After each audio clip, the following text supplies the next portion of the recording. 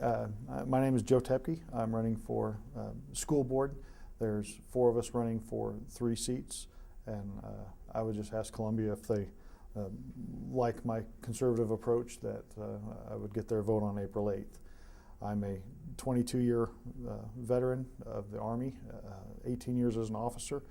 I'm hopefully going to retire in the next year or so. My strengths are that I have a wife who's a teacher at Smithton.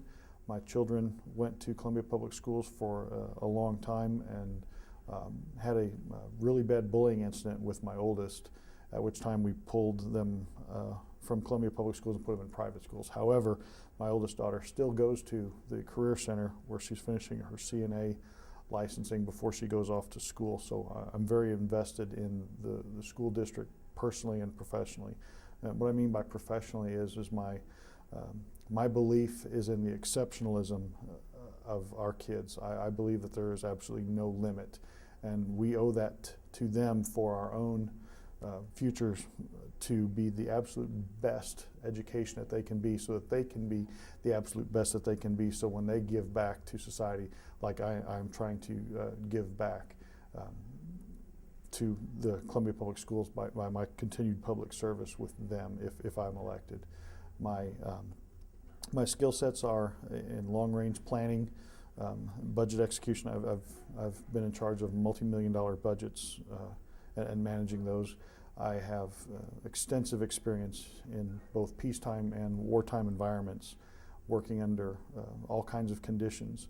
But in the Army, where we are strongest is that we are a team, and any effort that is worth doing, you do it as a team, because when everybody's on the same sheet and everybody moves out and everybody has a unified goal, that's when things can happen. So what I see the job of the school board, and what I think I bring to that, is as a organization providing a unified front going forward, and putting everybody on the same page, getting community involvement, and just making it all happen as one team.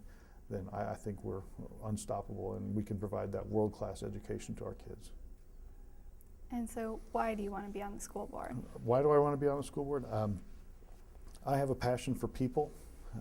I have been a human resources officer in my last several years as my experience, and I am always looking for what is the best solution within the standards and regulations, what takes care of a person.